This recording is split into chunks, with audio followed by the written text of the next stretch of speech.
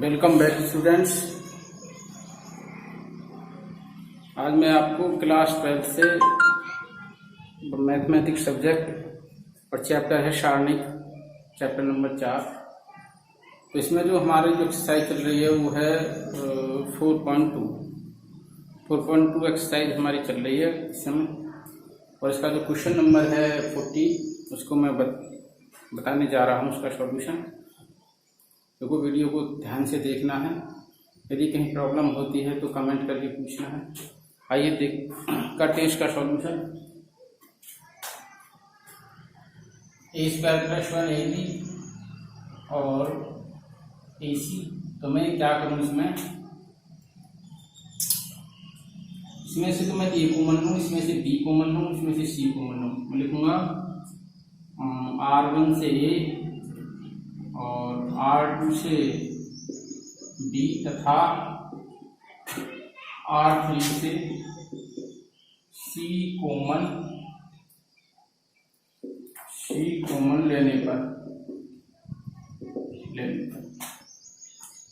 तो जब A common लूंगा तो मुझे A मिलेगा, फिर B मिलेगा, फिर C मिलेगा लेफ्ट हैंड साइड। हमने जो ए से कॉमन लिया वो यहाँ गुणा हो जाएगी, बी से कॉमन लिया वो यहाँ जाएगा, तो सी कॉमन लिया वो यहाँ से ए निकल जाएगा, यहाँ से बी और यहाँ से सी। तो जब मैं ए कॉमन लूंगा तो ए इसमें भाग में आ जाएगा, तो यह जाएगा ए कॉमन लेंगे तो ए 1 प्लस ए, फिर हो जाएगा बी, फिर हो जाएगा सी, यहाँ से बी कॉमन हो जाएगा, ये हो जाएगा ए, हो जाएगा बी प्लस 1/b, हो जाएगा सी, फिर यहाँ पे सी को मान लेंगे तो फिर बचेगा ए और यहाँ बचेगा बी और यहाँ बचेगा सी प्लस 1/c।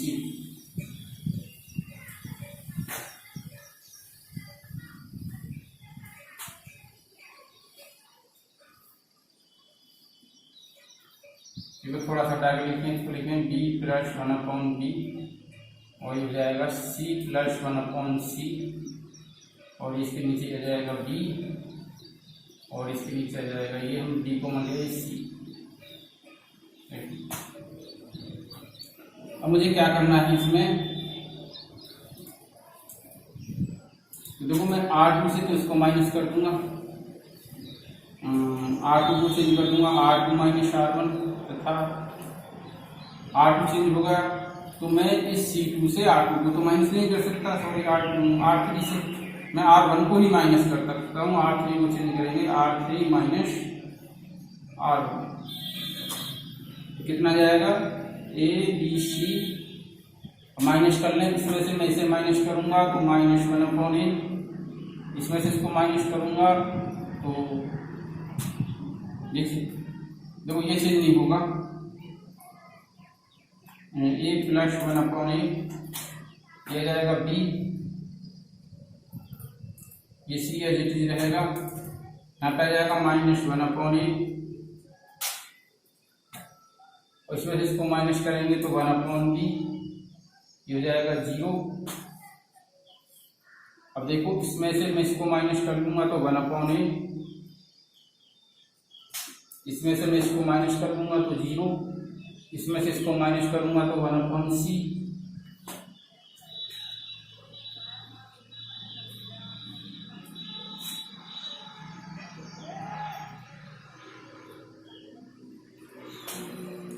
अब देखो मुझे क्या करना है, मैं इसमें देखो यदि इसमें ए की गुणा कर दूं तो यहाँ पर ए कट जाएगा, यहाँ कट, इसमें बी की कर दूं बी कैंसिल, सी की इसमें 1/c की गुणा कर दूं या सी से इसमें मैं भाग दे दूं तो इसमें सी कट जाएगा, नहीं सॉरी सी स्क्वायर हो जाएगा, यहाँ पे 0, यहाँ पे सी आ जाएगा, 1 आ जाएगा।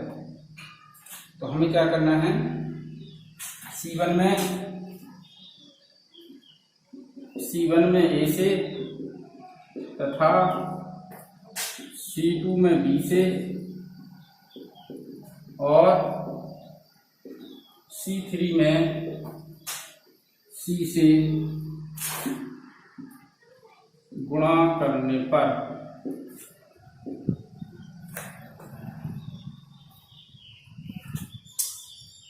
तो देखो ए की गुणा तो मैं इसमें कर दूं, बी की इसमें कर दूं, सी की कर दूं, इसमें तो हट जाएंगे तीनों तीनों। तो क्या हो जाएगा, ए की तो मैं इसमें कर दूं, ए की करूंगा तो ए स्क्वायर प्लस 1 हो जाएगा, इसमें करूंगा तो -1 हो जाएगा, इसमें करूंगा तो -1, इसमें करूंगा डी की तो ये बी स्क्वायर हो जाएगा, इसमें 1 हो जाएगा, इसमें 0 हो जाएगा।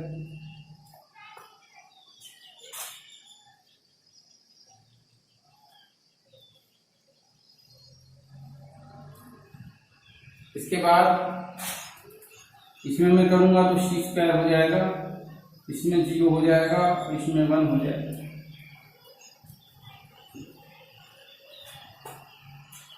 अब मुझे क्या चाहिए, ए स्क्वायर बी स्क्वायर सी स्क्वायर चाहिए 1 प्लस।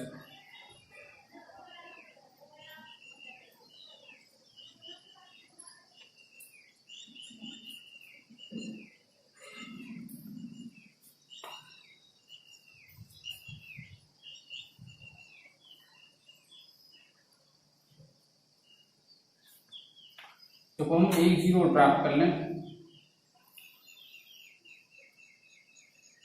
देखो 1 0 इसमें आ सकती है, इसमें 1 0 ले आए हम, फिर भी दिक्कत रहेगी इसमें। तो किसके सापेक्ष प्रसार करें,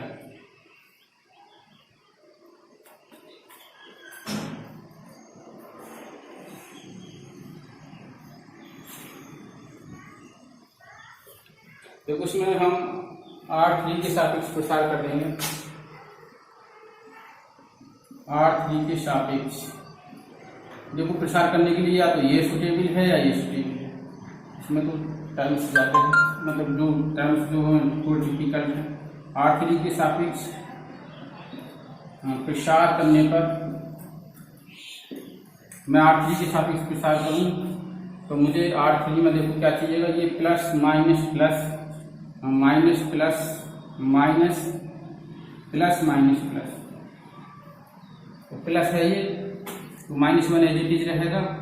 तो मैं इसको छोड़ दूंगा, इस कॉलम को छोड़ दूंगा जिसके एलिमेंट है -1 है, उस जिसमें -1 है उस रो को छोड़ दें, उस कॉलम को छोड़ दें, तो मेरे पास बचता है बी स्क्वायर सी स्क्वायर 1 और 0। अब 0 वाला टर्म 0 ही हो जाएगा, इसमें लिखना नहीं है। इसके बाद आता है ये 1, और 1 में मैं इसको छोड़ दूंगा और इस कॉलम को छोड़ दूंगा, इस रो को छोड़ दूंगा, मेरे पास बचेगा ये ए स्क्वायर प्लस 1 बी स्क्वायर और बचेगा -1 और 1 ये, तो -1। अब देखो क्या जाएगा, इसमें मैं 0 माइनस सी स्क्वायर प्लस 1, इसी इसमें करूँगी ए स्क्वायर प्लस 1, मैं नीचे से ऊपर करूँगा तो माइनस बी स्क्वायर तो प्लस बी स्क्वायर हो जाएगा। अब देखो इसमें आ जाएगा सी स्क्वायर गुणा करके, इसमें आ जाएगा ए स्क्वायर एज इट इज आ जाएगा 1 की गुणा करने से प्लस 1 प्लस बी स्क्वायर, तो मुझे मिल गया 1 plus A square B square plus C square. To right hand side, right hand side hence verified लिखेंगे, अंग्रेजी में हिंदी में लिखेंगे इति सिद्धम। तो देखो ये सॉल्यूशन है इस क्वेश्चन का, लोगों स्टेप बाय स्टेप इसको देखना है, तो ध्यान से देखना। अब आइए अगला क्वेश्चन देखते हैं।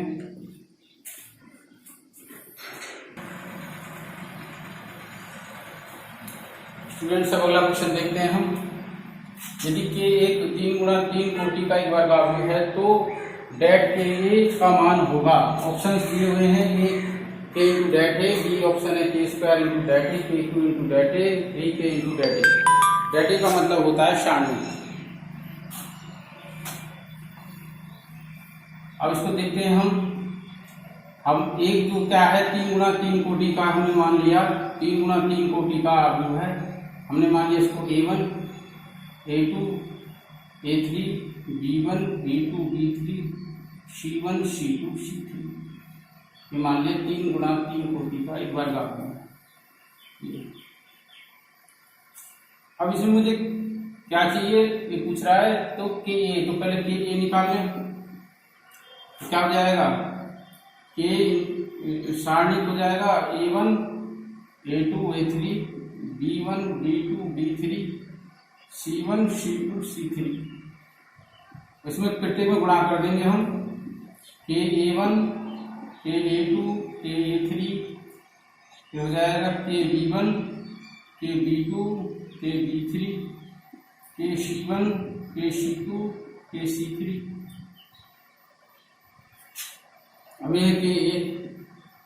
अब मैं दोनों पक्षों का सारणिक ले लूंगा। दोनों पक्षों का सारणिक लेने पर लिखूंगी दोनों पक्षों का डेट ए करने पर, दोनों पक्षों का सारणिक लेने पर क्या हो जाएगा, डेट ए, इस पर हम डेट लगा देंगे के A1 के A2 के A3 के B1 के B2 के B3 और के C1 के C2 के C3। क्या हो जाएगा इसमें से, देखो R1 से के R1 R2 तथा R3 से के कॉमन लेने पर, देखो एक के कॉमन लिया, फिर दूसरा के, फिर तीसरा के, और ये हो जाएगा A1 A2 A3 B1 B2 B3 C1 C2 C3। क्या हो जाएगा स्टूडेंट्स, ये हो जाएगा के क्यू इंटू ए, क्या हो जाएगा डेट ए। तो के क्यू हो गया ये हमारा, और ये डेट ए लिख सकते हैं इसको हमें। जब ए इतना है तो डेट ए कितना हो जाएगा, ये हो जाएगा। तो हमें कौन सा ऑप्शन सही है, के क्यू डेट ए, ये जो राइट आंसर है हमारा। इसके बाद देखते हैं नेक्स्ट।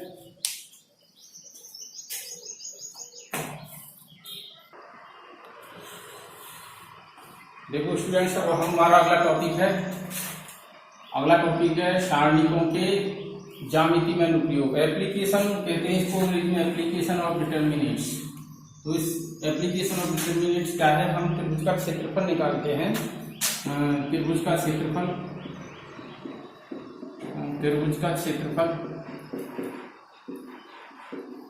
जब हमें त्रिभुज के तीनों शीर्षों के निर्देशांक दिए हुए हैं, जब हमको 3 वर्टेक्स गिवन है, हमें कोऑर्डिनेट दिए हुए हैं वर्टेक्स ऑफ ट्रायंगल एबीसी।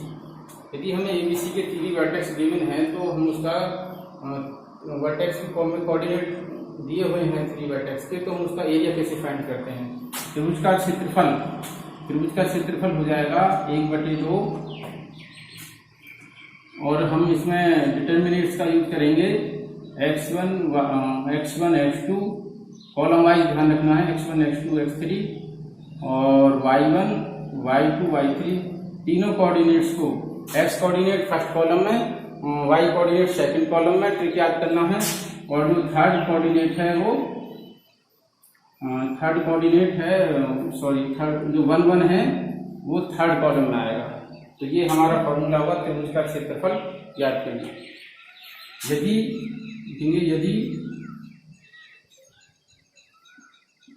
त्रिभुज का क्षेत्रफल शून्य प्राप्त होता है तब तीनों बिंदु कौन कौन से, x1 y1 और x2 y2 और x3 y3 कैसे होंगे, समरेख होंगे। समरेख को कहते हैं कोलिनियर होंगे। फोर कोलिनियर पॉइंट्स, तो triangle area of triangle ABC must be equal to 0।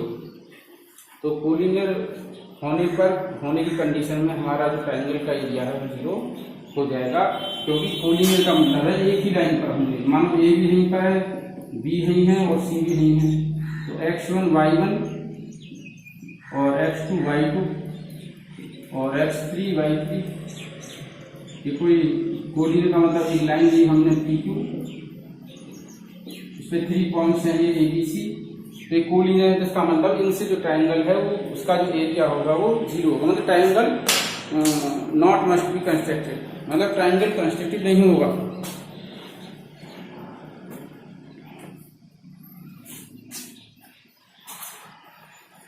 तो 2 पॉइंट्स हो गए इसमें स्टूडेंट्स। अब आगे है 2 बिंदुओं से होकर जाने वाली रेखा का समीकरण।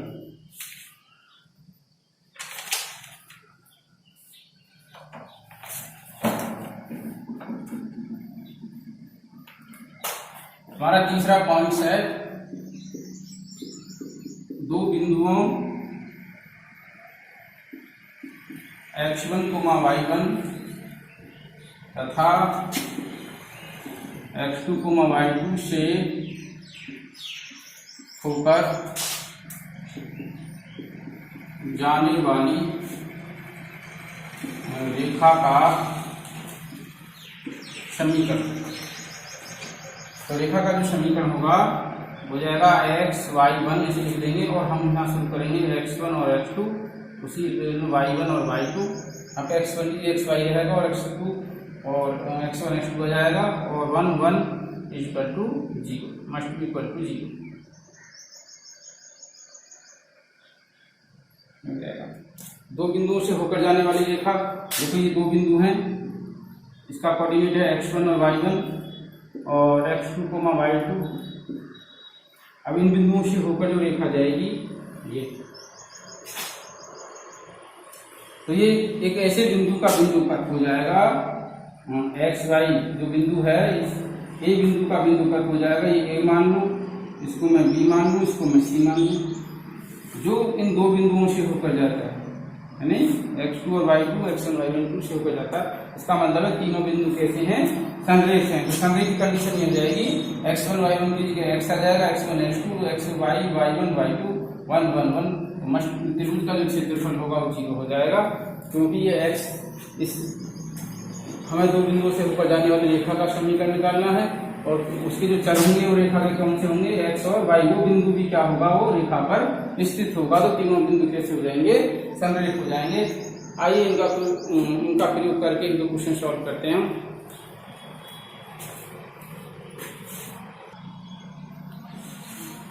स्टूडेंट्स अब अगला क्वेश्चन है हमारा क्वेश्चन नंबर 1, त्रिभुजों का क्षेत्रफल ज्ञात कीजिए। एक्सरसाइज है 4.3।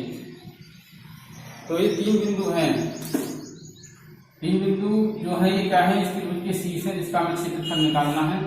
हम इस तरीका से इनको रख लेते हैं, इसको लेते हैं -2 -3, इसको ए पॉइंट मान लें, इसको 3, 2, इसको बी पॉइंट लें और जो सी पॉइंट है वो -1 और -8 होगा। तो हो जाएगा हमारा x1 y1, ये x2 ये y2, x3 ये y3। अब मुझे क्या करना है, त्रिभुज का क्षेत्रफल निकालना है। लिखेंगे त्रिभुज का क्षेत्रफल, मैंने फॉर्मूला बताया था 1/2 क्या x1 x2 x3 y1 y2 y3 1 1 1। ये फॉर्मूला मैंने आपको बताया था अभी। अब इसमें हम वैल्यू पुट कर लेते हैं, इसमें वैल्यू डाल लेते हैं x1 की। तो सभी का कोमा से पहला जो कोऑर्डिनेट है सभी पहले कॉलम में डालते हैं, -2 को डालते हैं, -2 के बाद 3 डालते हैं इसमें और कोमा से पहले -1 इसे डालते हैं। इसके बाद कोमा के बाद -3 2 और -8 और 1, थर्ड कॉलम का जो प्रत्येक एलिमेंट है वो 1 हो जाएगा। अब इसका हम विस्तार कर दें या हम 0 बना सकते हैं। देखो इसमें सारणिकों के गुणधर्मों का प्रयोग कर सकते हैं। मैं या तो इसको 0 बना लूँ, इसको 0 बना लूँ। तो देखो इसको 0 बना लें और इसको 0 बना लें। तो क्या करना है, हम R1 में से तो R2 घटा दें और R2 में से R3 घटा दें। हम लिखेंगे इसमें तो R1 को चेंज कर दें, R1 में से R2 घटाकर, फिर R2 को चेंज कर सकते हैं हम, R2 में से R3 घटाकर, तथा कितना जाएगा 1/2। तो देखो कितना जाएगा, मैं R1 में से R2 घटा दूं तो -5 हो जाएगा। तो -5 यहाँ पे हो जाएंगे और यहाँ पे हो जाएगा 0। अब मैं R2 में से R3 घटा दूं तो ये माइनस करूंगा मैं इसको, देखो 3 माइनस माइनस 1 तो कितना हो जाएगा 3 प्लस 1 इक्वल टू 4, तो 4 हो जाएगा ये। और मैं इसमें से देखो 2 में से माइनस 8 करूंगा तो प्लस का 10 हो जाएगा, और 1 में से 1 माइनस करूंगा तो 0, और R3 क्या रहेगा एज इट इज रहेगा, क्योंकि मैंने R1 R2 को चेंज करा, R3 को चेंज नहीं किया, तो ये एज इट इज रहेगा -1 -8 और 1। तो मैं किसके सापेक्ष प्रसार करूंगा, जिसमें 0 अधिक होंगे, मैं C3 के सापेक्ष प्रसार करूंगा, ये C2 हो जाएगा, ये C2 C1 और ये C3, तो इसके सापेक्ष हम प्रसार करेंगे। C3 के सापेक्ष प्रसार करने पर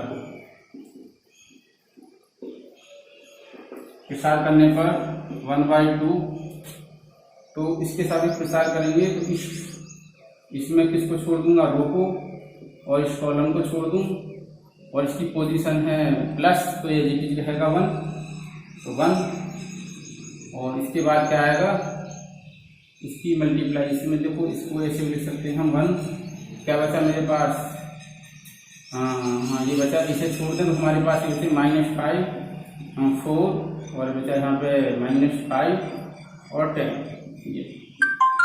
ये गुणा में लगा सकते हैं 1/2, तो 1 का कोई इम्पोर्टेंस नहीं है, ब्रैकेट मल्टीप्लाई में इसकी मल्टीप्लाई -50, और ये जो आएगा -20, साइन चेंज होगा जब अप से ऊपर करते हैं, डाउन से अप करते हैं तो साइन चेंज होता है 20, तो 1/2 -30 और 1/2 नेगेटिव हो जाएगा 30, 15 -15, और माइनस सोनी को किसी भी ट्रायंगल का एरिया नेगेटिव नहीं हो सकता, क्षेत्रफल ऋणात्मक नहीं हो सकता, इसलिए माइनस इनको छोड़ने में 15 स्क्वायर यूनिट्स, मतलब वर्ग इकाई, हिंदी में कहें तो वर्ग इकाई, इतना हो जाएगा ये determinant triangle, area of triangle. Triangle का सिंबल है ये डेल।